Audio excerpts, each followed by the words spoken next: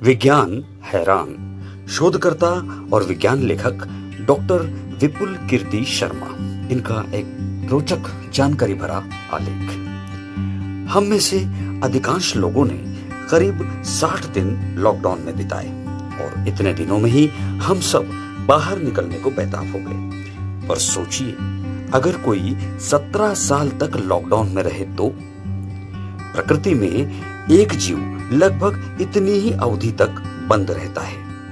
बाहर आता भी है तो केवल नई पीढ़ी को जन्म देने के लिए। जी हाँ, यह जीव है झिंगुर का एक नजदीकी रिश्तेदार सिकाड़ा। पूर्वी अमेरिका के विशाल भूभाग में पाए जाने वाले इस विचित्र कीट का यह 17 वर्षीय लॉकडाउन पीरियड इसी साल ग्रीष्म ऋतु में समाप्त होने वाला है।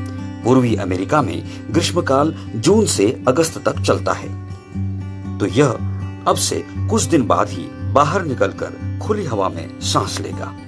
जब ये एक साथ हजारों की संख्या में बाहर आते हैं तो इनकी 90 डेसिबल की गुनगुनाहट से बाग बगीचे गूंज उठते हैं। बाहर आने पर ये 6 सप्ताह तक प्रणय लीला में मग्न रहते हैं।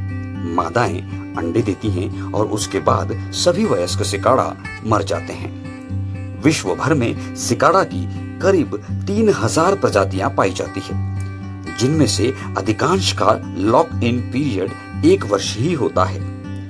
इन्हें ईयरली सिकाड़ा कहते हैं। भारत में प्रायः इसी प्रजाति के सिकाड़ा पाए जाते हैं। 13 से 17 साल लॉक इन पीरियड वाले सिकाड़ा को पीरियोडिकल सिकाड़ा कहा जाता है। जमीन से बाहर निकलने के पहले ही अपने जीवन का बहुत बड़ा भाग ये लार्वा या निम्फ अवस्था में जमीन के नीचे खोदी गई सुरंग में व्यतीत करते हैं। ये सुरंगें पौधों या वृक्षों के आसपास ही होती है, जिससे लार्वा जड़ों से तरल पदार्थ चूसकर आवश्यक पोषण प्राप्त कर सके।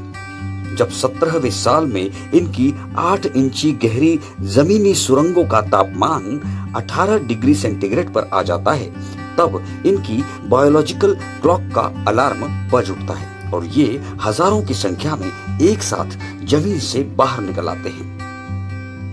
नर सिकाड़ा अपनी मादा को आकर्षित करने के लिए अपने उदर के नीचे की झिल्ली में कंपन करके ऊंचे स्वर में राग अलापते हैं। मादा सबसे अच्छे गायक को प्रणय का अवसर देती है। प्रजनन प्रक्रिया के बाद जोड़ा अलग हो जाता है। मादा पेड़ की छाल के नीचे 600 तक अंडे देती है। कुछ समय में अंडों से लार्वा निकलते हैं और वे पैदा होते ही जमीन में घुस जाते हैं। इस तरह इन लार्वाओं का दीर्घकालिक लॉकडाउन प्रारंभ हो जाता है। धन्यवाद।